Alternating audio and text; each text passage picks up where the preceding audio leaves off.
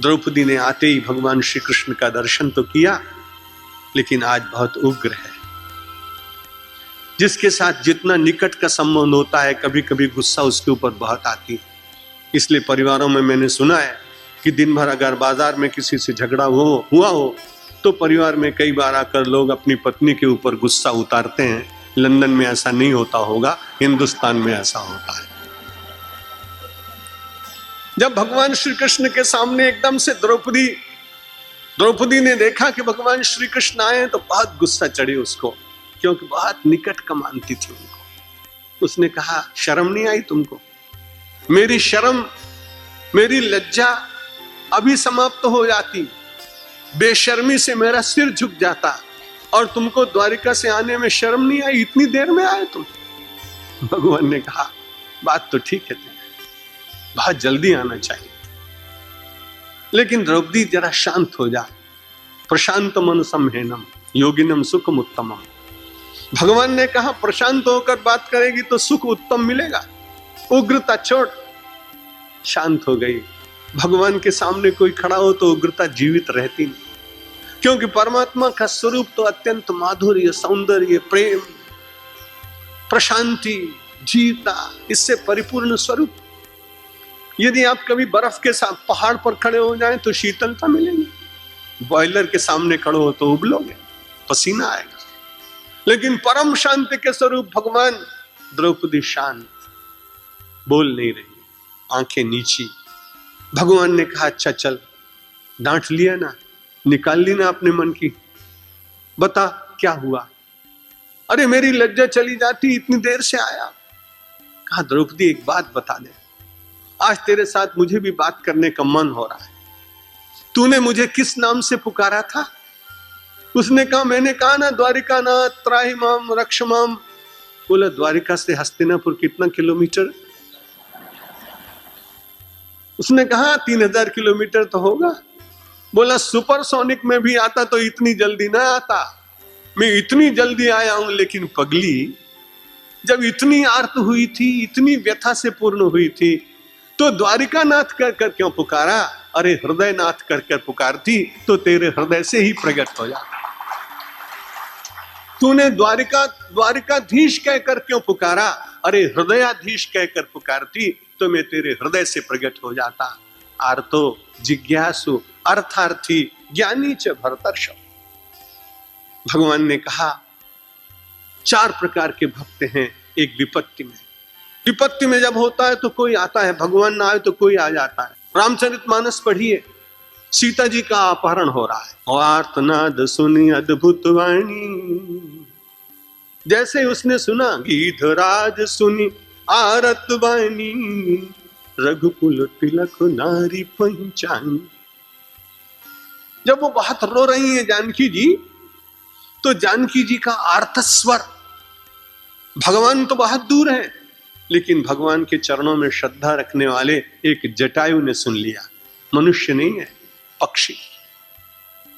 उसने देखा कि अरे कोई जा रहा है और रो रहा है, राम का नाम लेके रो रहे। गीधराज सुनी आरत बानी, रघुकुल तिलक नारी पहचानी। और उसके बाद कितना शौर्य आया उस पक्षी में। अरे रे रे दुष्ट ठाड़ किन हुई, और निर्भय चले सी न जाने सी मोही। लंकाधिपति को, विदेशी को ललकारने के लिए स्वदेशी पक्षी तैयार हो जाता है। हमारे देश की माटी स्वदेश के प्रति बहुत विश्वास रखती, और इसलिए वहां के उस गीधराज ने तुरंत विदेश से आने वाले रावण को ललकारा। क्या सोचता है तू? तेरा प्रतिकार करने वाला कोई मानव नहीं, पर आकाश में उड़ने वाला ये भारतीय पक्षी तेरी इच्छा को पहले सहज नहीं पूर्ण होने देगा। अचोचन मारे विदारे सीते ही, कि भई दंड भरे मूर्छाते। अपने चोंचों से मार के और उसने रावण को धरती पर पटक दिया। मूर्छा आ गई। उसने कृपाण का प्रहार किया, उसके पंख कट गए। लेकिन बड़ा प्रसन्न है, इसलिए प्रसन्न है कि आज मैं सच्चा कर्मयोगी बना। अपने कर्म को करते करते भारतीय ललना की लाज बचाने में मेरा शरीर लहू लुहान हो गया। कोई चिंता की बात नहीं, लेकिन जितना कर सकता था उतना मैंने करने का प्रयत्न किया। राम लौटे, आर्त जानकी की उस पुकार पर अपने प्राण देने वाले जटायु को अपनी गोद में उठाया। एक कवि तो कहता है कि बड़ा अच्छा हो गया, जटायु बड़ा प्रसन्न हुआ, क्योंकि अभी तक भगवान श्री राम को कोई पुत्र नहीं, और जब पुत्र नहीं है तो बड़ा प्रसन्न हुआ। उसने कहा महाराज आज तो मैं बड़ा धन्य हो गया। भगवान ने कहा तेरे तो खून निकल रहा है, पंख कट गए, प्राणांत होने वाला है, क्या अच्छा हुआ।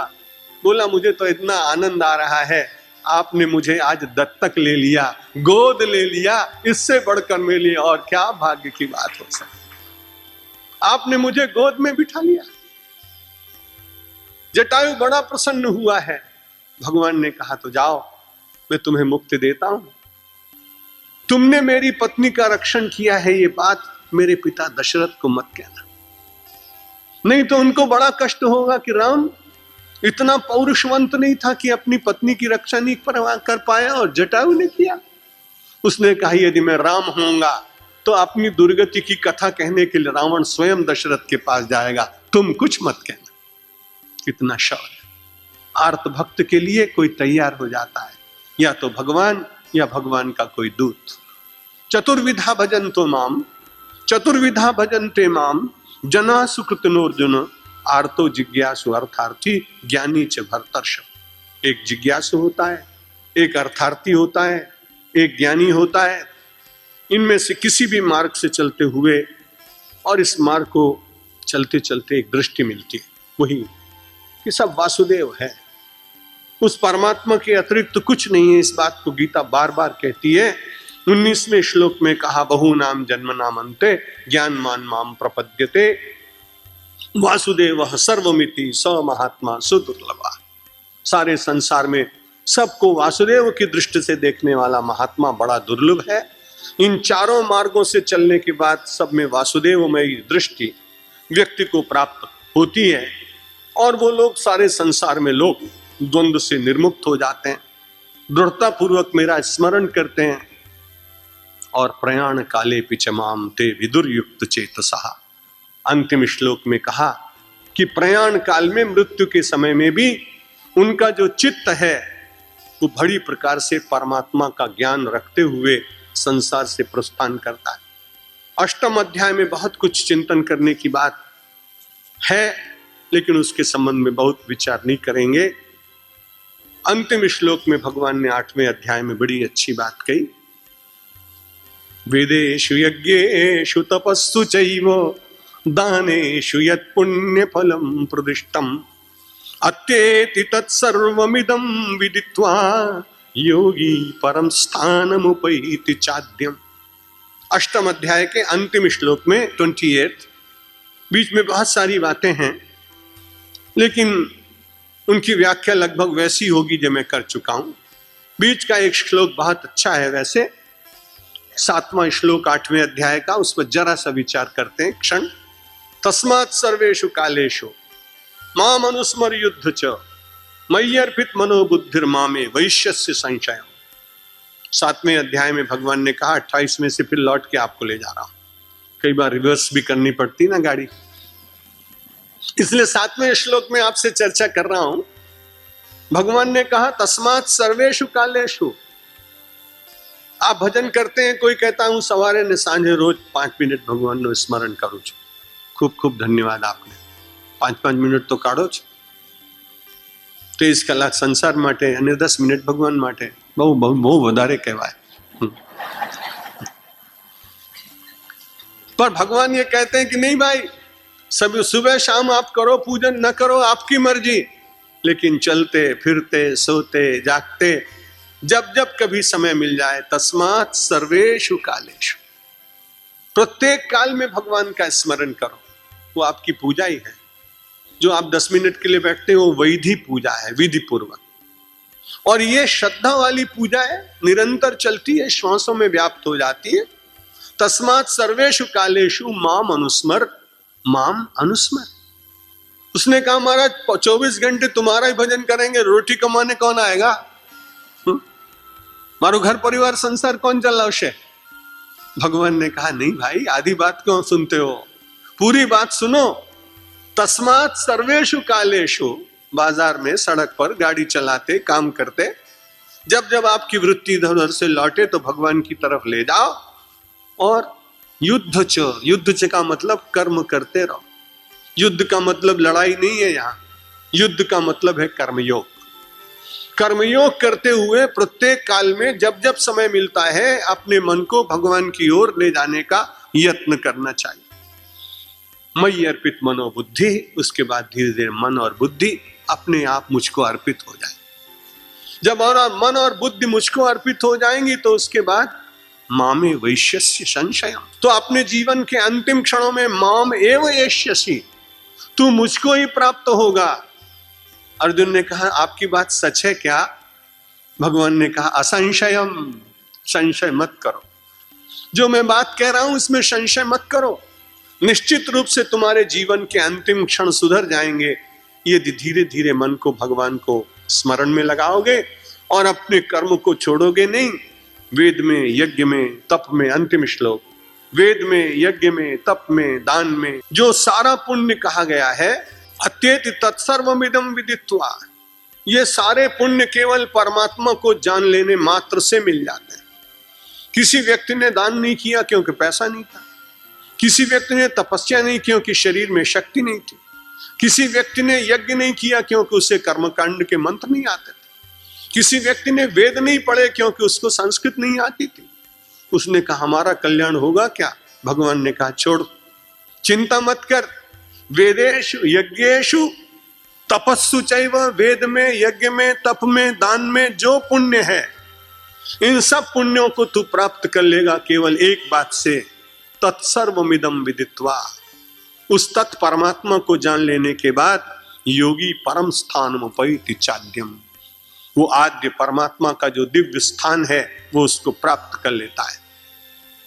इसलिए परमात्मा का स्मरण अंत तो गत्वा परमात्मा को ही प्राप्त करा देता है और यह जीव ब्रह्म के रूप में हो जाता है।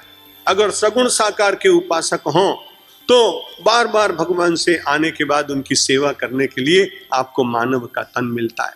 भरतलाल जी ने कहा कि अर्थ न धर्म न काम रुचि, गति न चाहो निर्वाण, जन्म जन्म रति राम पद यह वरदान नान।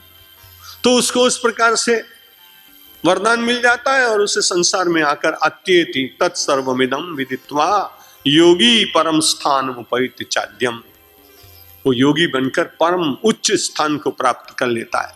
अष्टम अध्याय में अक्षर ब्रह्म योगो नाम इसको कहा। अक्षर जो कि जिसका क्षरण नहीं होता, परमात्मा का क्षरण नहीं होता है, व्यक्ति का क्षरण होता है, भवन का क्षरण होता है। भारतवर्ष इतना बड़ा था, उसका क्षरण हुआ, ब्रह्मा उसमें से कट गया, पहले जुड़ा हुआ था। भरत जी का राज्य इंडोनेशिया तक था, भारत कम हो गया।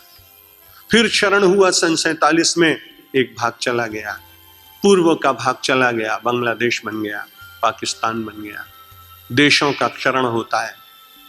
व्यक्तियों के क्षरण को तो आप देखते हैं, पहले कितने सुंदर केश थे, फिर कैसे हो गए, फिर कैसे उनको ठीक रखने का प्रयत्न होने पर भी मानते ही नहीं कहीं न कहीं गड़बड़ी दिखाई पड़ जाती है। तो ये सारा क्षरणशील संसार है ना, अक्षर केवल परमात्मा। इसलिए उपनिषद में एक जगह बड़ी अच्छी बात कही याज्ञवल्क्य ने, गार्गी यो वा एतद अक्षरम अविदित्वा अस्मात् लोकात् प्रैति स कृपणा, जो इस अक्षर परमात्मा को बिना जाने संसार से चला जाता है वो सबसे बड़ा कृपण। गार्गी यो वा एतद अक्षरम विदित्वा अस्मात् लोकात् प्रैति स ब्राह्मणः, जो संसार में उस अक्षर ब्रह्म को जान कर जाता है वो किसी भी जाति में उत्पन्न हो ब्राह्मण हो जाता है।